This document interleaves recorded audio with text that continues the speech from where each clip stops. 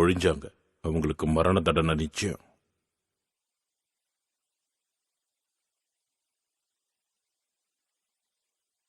உங்க தீர்க்க தரிசிக்கு நீங்க தலை வணங்கினதே இல்லையா? முகமது ஒரு மனிதர். நாங்க வணங்குவது இறைவனை மட்டும்தான். முகமதால என்னென்ன அற்புதங்களை பண்ண முடியும் ஜாஃபர்?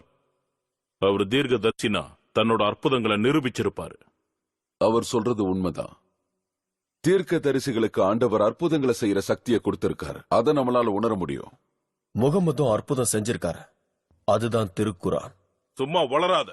எழுத படிக்க தெரியாத ஒருத்தனால எப்படி இறைவனோட புனித நூலை எழுத முடியும்? இவங்களுக்கு சீக்கிரம் தண்டனை கொடுங்க அரசே. சட்டுன்னு ஒரு முடிவுக்கு வர முடியாது. ஏற்கனவே ஆண்டவர் தீர்க்க தரிசிகள் மூலமா நிறைய அற்புதங்களை பண்ணிருக்காரு. தெரியாத மொழிகள்ல கூட ஆண்டவர் தீர்க்க தரிசிகளை பேச வச்சிருக்காரு. ஆனா இந்த காலத்துல அந்த மாதிரி அற்புதங்கள் நடக்கிறதுக்கு வாய்ப்பே இல்லை. விசாரணை முடிஞ்சிருச்சு. உங்க வாதம் திருப்தியா இல்ல.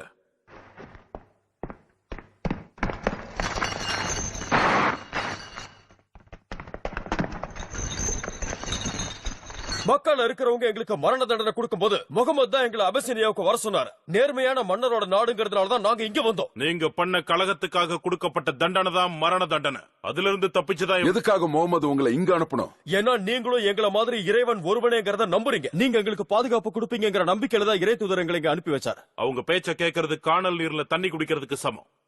ஆனா எனக்கு என்னவோ அவங்க பேச்சுல கொஞ்சம் நியாயம் இருக்கிற மாதிரி தெரியுது.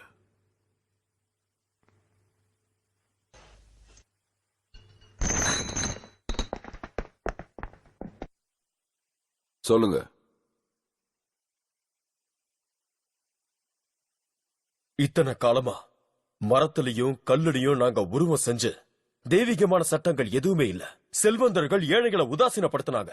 சமூகத்துல கீழே விழுந்த தன்னோட சகோதரனை இன்னொருத்தன் தாங்கி பிடிச்சான்னா அவங்களுக்கு இவங்க வச்சிருக்கிற பேரு சமூகத்தை கெடுக்கிறவன் கலகக்காரன்.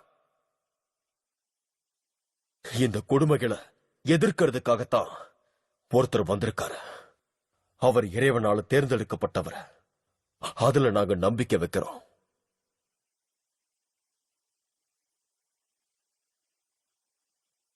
பதட்டப்படாம சொல்ல வந்தது தெளிவா சொல்லுங்க. நாம் பேசுறது இறை தூதர் முகமது பத்தி.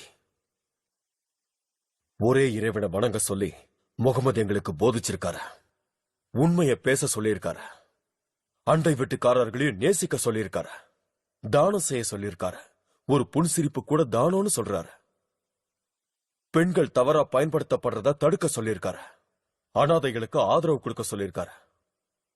கல்லாலையும் மரத்தாலையும் ஆன கடவுள்களை தூக்கி எரிய சொல்லியிருக்காரு. முட்டாள்தனமான இவனோட பேச்சை இனிமேலும் என்னால கேட்டுட்டு இருக்க முடியாது. எங்களோட நாகரிகம் ரொம்பவும் பழமையானது. எங்களோட கடவுள்களை மரம் கல்லுன்னு சொல்றத பார்த்துட்டு என்னால சும்மா இருக்க முடியாது. நாங்க வழிபடுறது வெறும் மரம் கல்லு இல்ல, அதுக்குள்ள இருக்கிற தெய்வீகமான சக்தியை தான். உருவ வழிபாட்டை யாரும் முழுசா புரிஞ்சுக்கிறது இல்ல. அதை நானும் ஒத்துக்கிறேன். நன்றி. பெண்களை பத்தி இவன் சொன்ன கருத்தை மறுபடியும் சொல்ல சொல்லுங்க. ஆணுக்கு சரியான துணையா இருக்கணும்னு தான் பெண்ணை இறைவன் படைச்சிருக்கான். பெண்கள் என்னைக்குமே ஆணுக்கு நிகரானவங்க. நிகரானவங்களா? அவங்கள விலை கொடுத்து வாங்குறோம், சாப்பாடு கொடுக்கறோம், துணிமணி கொடுக்கறோம், அவங்கள பயன்படுத்திக்கிறோம், அப்புறம் தூக்கி எறிஞ்சிடறோம். அப்படிப்பட்டவங்க ஆண்களுக்கு நிகரானவங்களா?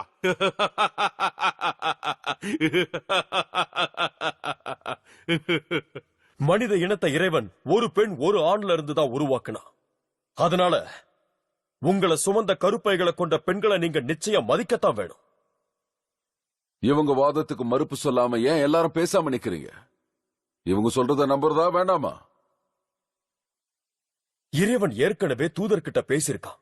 ஆபிரகாம் மூலமா, நோவா, மோசே, இயேசு கிறிஸ்து மூலமா பேசியிருக்கான். இப்ப முகமது மூலமா இறைவன் நம்ம கிட்ட பேசுறாங்கிறத மட்டும் ஏன் ஏத்துக்க மாட்டேங்கிறீங்க?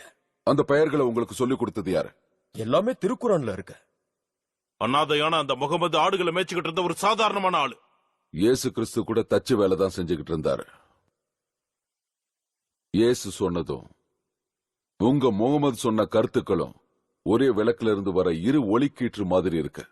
அவங்க போய் சொல்றாங்க. கிறிஸ்துவ அவங்க எதிர்க்கிறாங்க. நீங்க பிதா, சுதன், பரிசுத்த ஆவின்னு 3 ஆண்டவர்களை வணங்குறதா அவங்க சொல்லிட்டு இருக்காங்க. இயேசு கிறிஸ்துவ பத்தி என்ன சொல்றீங்க? ஆண்டவருக்கு மகன் இருக்க முடியாதுன்னு அவங்க சொல்றாங்க. இயேசு ஆண்டவரோட மகன் இல்லையா? இயேசுவை பத்தி நீங்க என்ன நினைக்கிறீங்க? இயேசுவை பத்தி எங்க இறை தூதர் சொன்னதுதான் நாங்க சொல்றோம். மரியம் என்ற கன்னிப்பெண்ணின் கருப்பைக்குள் ஊதியதாகவும் இறை தூதரான இயேசுவை கர்ப்பம் தரித்ததாகவும் எங்கள் தூதர் கூறுகிறார். பாத்தீங்களா, இறைவனோட மகன் அவரை ஒத்துக்க மாட்டாங்க. முகமதோட அற்புதமான உங்க குரான் இயேசு கிறிஸ்துவ பத்தி என்ன சொல்லுதுன்னு தெளிவா சொல்லுங்க. திருக்குரான்ல இருக்கிறத அப்படியே சொல்றேன். என் பக்கத்துல வாங்க.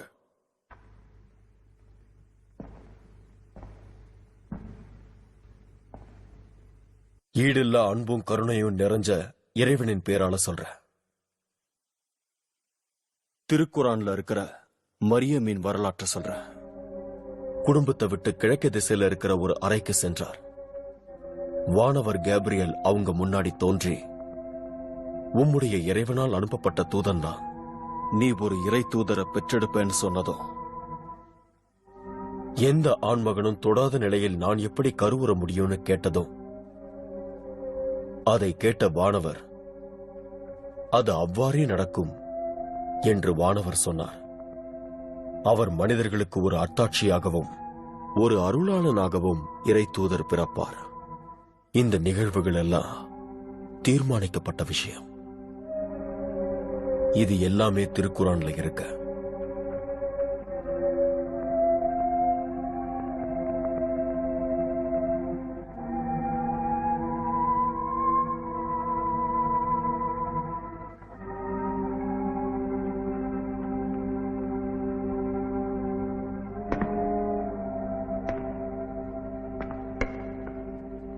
இயேசு கிறிஸ்துவின் வழியில பிறந்த கிறிஸ்தவர்களான எங்களுக்கும் உங்களுக்கும் இருக்கிற வித்தியாசம் இந்த கோட்டை விட சின்னது.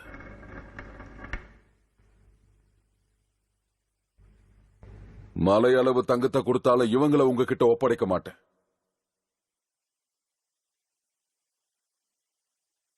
என் ஆட்சிக்கு உட்பட்ட அபசீனியாவில் நீங்க விரும்புற வரைக்கும் நிம்மதியா வாழலாம். உங்க நாட்டுக்கு திரும்பும்போது இறைவனுடைய ஆசீர்வாதம் நிச்சயம் உங்களுக்கு கிடைக்கும்.